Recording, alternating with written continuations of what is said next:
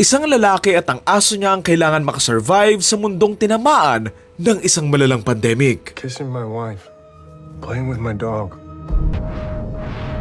I have no idea what's out there. What do you expect of this world? Wake up, survive.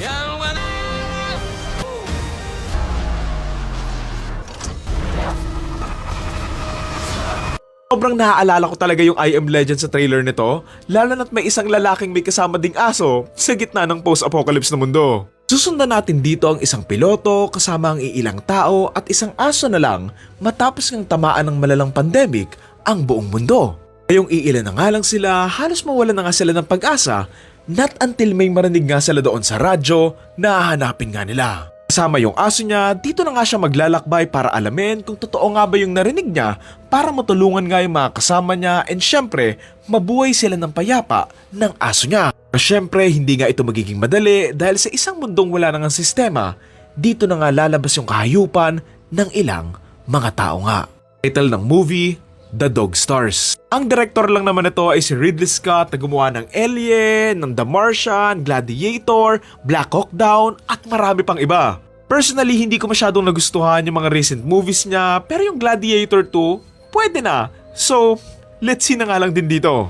Honestly, noong una, akala ko may zombies dito kasi nga naaalala ko yung movie na I Am Legend pero parang wala naman. Think yung mga makakalaban nila dito ay parang mga gang or kulto, katulad nga ng mga tumatakbong kalbo dito na medyo mga hawig nga ni bugoy na koy-koy. Pero what makes me interested na mapanood to, maliban sa isa tong post-apocalyptic na movie, syempre yung visuals and cinematography and overall look niya from the trailer na ang ganda nga din tignan.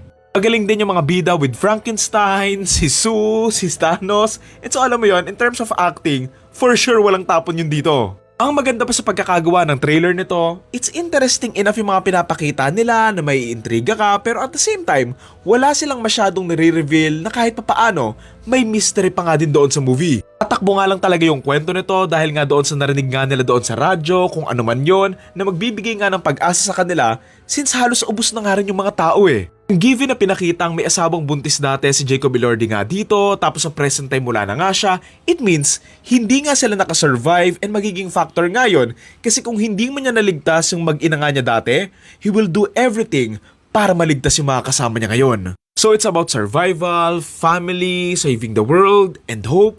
Naaabangan ko talaga tong panoorin. Yung aso naman, papasok din talaga siya doon sa story kasi hindi lang siya basta-bastang kaibigan or companion but also memory nga doon sa dating asawa nga ni Jacob Elordi dito. By the way, nagustuhan ko rin pala yung small detail dito na piloto nga si Jacob Elordi dito na sana magamit nga yun sa mga action sequences nila, lalo na nga't may pinakita din doon sa may trailer na tumatakas nga sila doon sa airplane tapos sinahabol sila ng maraming tao. Sobrang action-packed to for sure na maraming labanan, mga beng-bengan, but for sure, magiging emotional din if done right yung story nito. Ano lang talaga hindi matege yung aso dito katulad sa I Am Legend kasi kung sakali, mag-walk out talaga ako sa sinehan. Again, ang title ng movie ay The Dog Stars and abangan nga natin to on August this year. Yun lang. Thank you.